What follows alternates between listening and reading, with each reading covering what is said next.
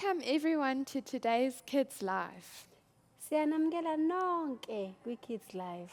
Today we're going to have a very interesting session Namhlanje ke soba nengxenye engajwayelekile because we're going to hear stories and we're going to listen to singing.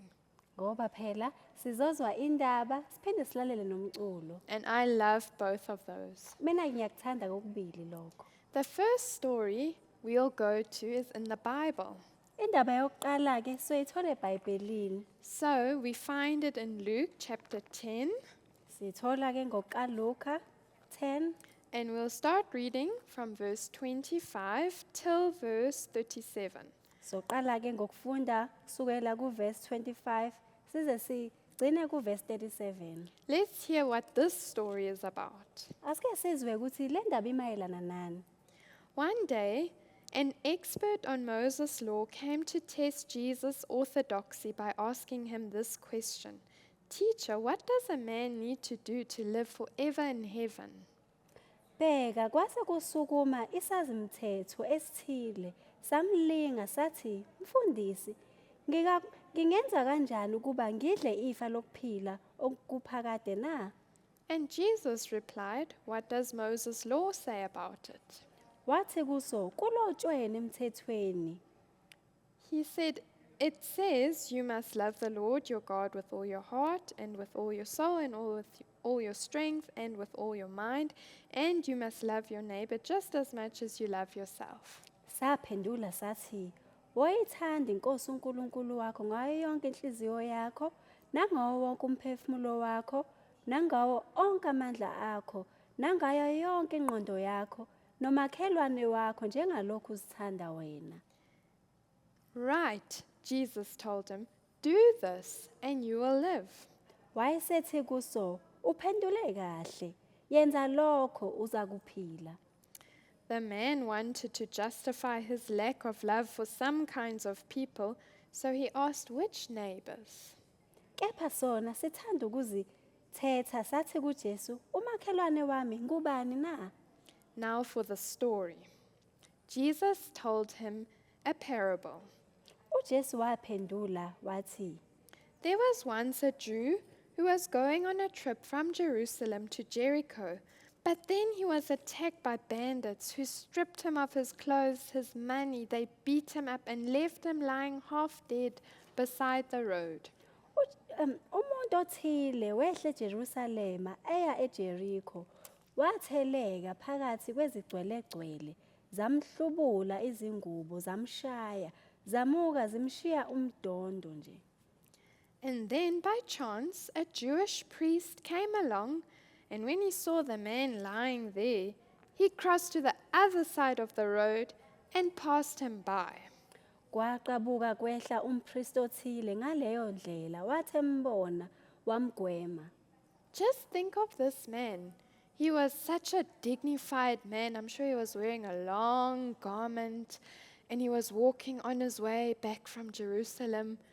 And now he saw this man lying there and he thought, oh my, I can't do anything now. I have to get back home. Ake nicabange nje umuntu othobekile ohloniphekile angaka ngiyamcabanga nje ukuthi wayegqoka izingubo ezinde ehloniphekile nakho phela sehlangana nalendoda le eyayilele phansi ishayiwe kodwa nje wamdlula kanjalo. And then there was also a Jewish temple assistant or a Levite who walked over and he looked at him lying there, but he also just went on. Kanjalo nomlevi efika kuleyo ndawo embona wamgwema naye. But a despised Samaritan came along, and when he saw him, he felt deep pity. Kepha umSamariya othile owayesendleleni wafika kuye wathi ukuba ambone wamhawukela. He knelt beside him and soothed his wounds with medicine and bandaged them. Then he put the man on his donkey and walked along beside him till they came to an inn, where he nursed him through the night. Waya kuye wabopha amanxeba akhe ewathela ngamafutha newayini wamkhwelisa esilwaneni sakhe wamusa endlini yezihambi wamgcina. The next day he gave the innkeeper 2 $20 bills and told him to take care of the man. If this bill runs higher than that, I'll pay the difference next time I come. Ngangomuso wakhipha odenariyo ababili wabanika umninindlu wathi kuye mgcine nalokho okukweletayo ngiyakukubuyisela kuwe ekubuyeni kwami. Then Jesus said, "Now which of these three would you say was a neighbor to the man who was attacked by bandits?" uJesu wayesethi ke ngumuphi ngokubona kwakho kulaba bathathu owaba ngumakhelwane wakhe owatheleka phakathi kwezigcwelegcwele na? So the man replied, "The one who showed him pity." Indoda ke yayisiphendula ithi yilowo owamenzela isihawu. Then Jesus said to him, "You go and do the same." Wayesethi uJesu kuso hamba wenze njalo nawe. We know this story, Siyayazi le ndaba. and it made me think of another story. Le ndaba ke ingicabangise enye indaba. And this is a story that I used to read when I was a small child, and I would read it in Uncle Arthur's Children's Hour. Le ndaba ke indaba engangiyifunda ngisayingane yayibhalwe uUncle Arthur. And the story is called Hilda's Hands. Le ndaba ke imayelana nesandla sikaHilda. And this story goes that there was once a little girl called Hilda who was very busy. Kwakukhona ke intombazanyana eyayibizwa ngoHilda iyayihleli matasatasa. In the morning, she would get breakfast ready. Then she helped her mother with washing, looking after her baby brother. Ekseni wayivuka njalo alungisa isidlo sasekuseni asize uma wakhe ngokuklina endlini futhi anakekele nomfowakhe. She washed the dishes, she ironed the handkerchiefs, she did so much. Wayewasha nezitsha enza okuningi.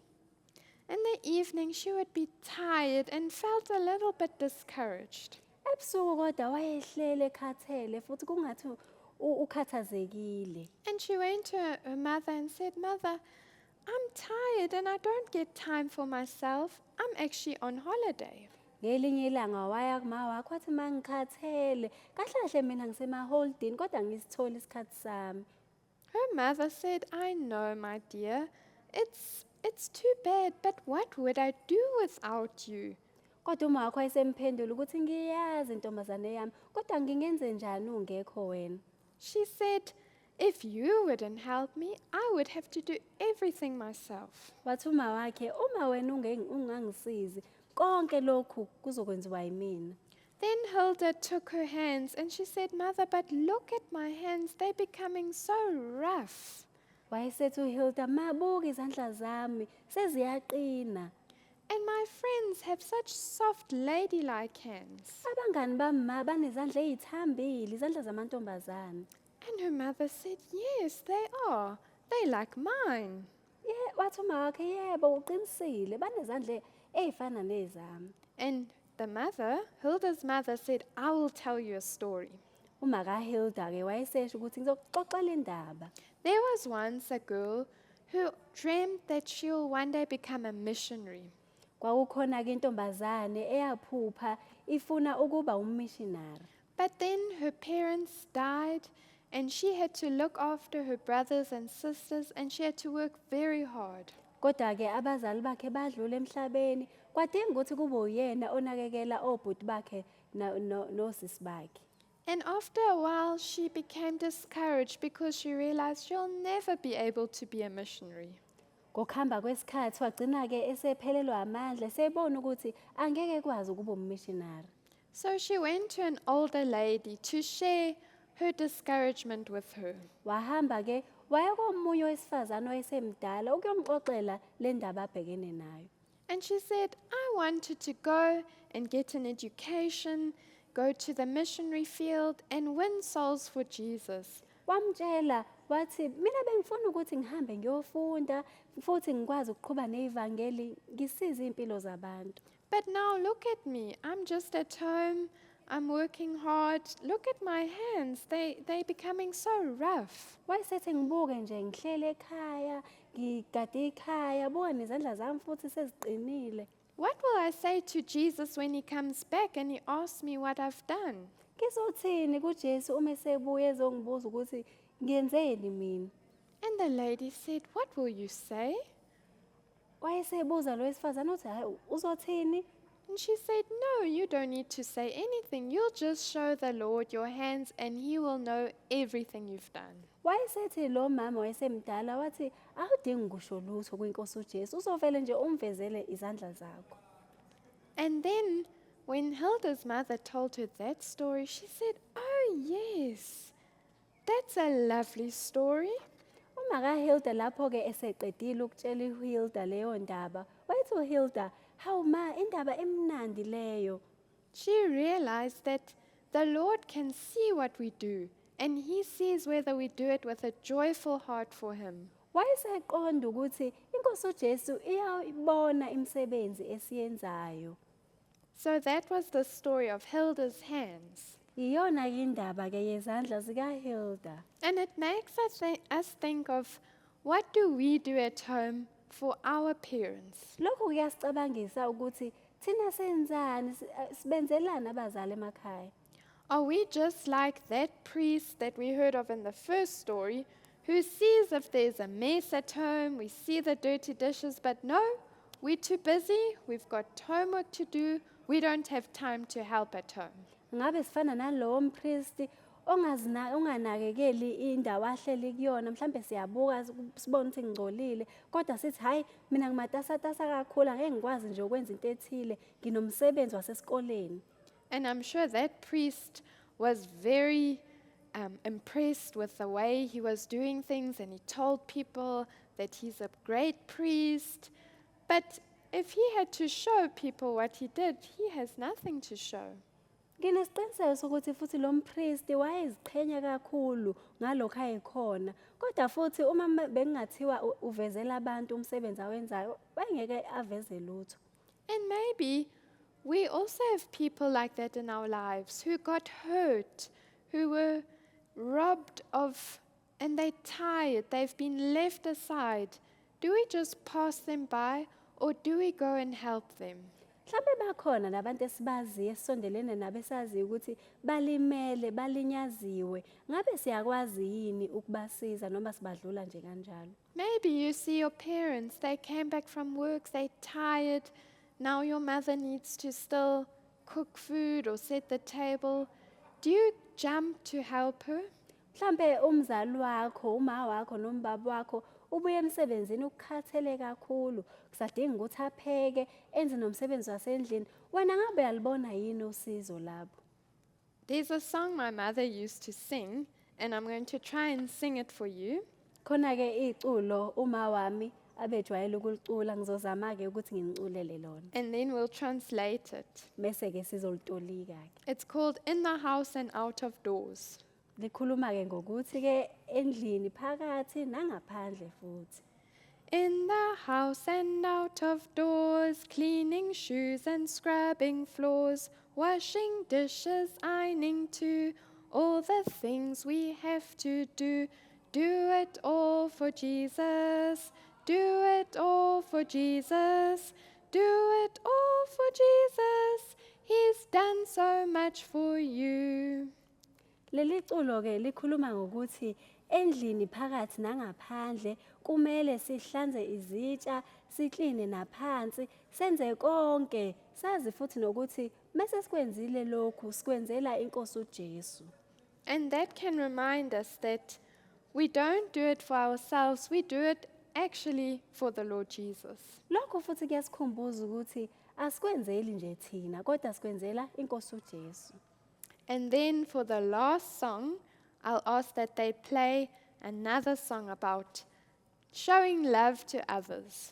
Elinye-ke iculo ngizocela ukuthi badlalele lona elikhuluma ngokutshengisa uthando kwabanye abantu. And if I just translate it, it says, we can be preachers, we can testify, we can tell people to repent of their sins, but if we don't show love, it doesn't mean anything. Leli culo-ke likhuluma ngokuthi singabatshela abantu, sibashumayeze, sibafakazele, kodwa uma impilo zethu zingakutshengisi lokho akusizi ngalutho. Let's pray. Cela sithandaze. Lord, we thank you for what we could hear today about serving others and living for others. Nkosi Jesu siyabonga lokho esikuzwile namhlanje ukukhonza abanye nokuthi senzele abanye ukudla. And that, Lord, we don't need to do big things, we don't need to preach, but just through what we do in our homes, we can show that we love you. Nkosi Jesu siyazi nokuthi asidingi ukuthi senze okukhulu sishumayele kodwa ngokusiza emakhaya lokho sekutshengisa uthando. Help us to have that love in our hearts that we'll do for others because we want to serve you. Siyacela usize ukuthi sibe nalolo thando enhlizweni sikwazi ukusiza abanye ngoba siyazi ukuthi sizobe senzela wena.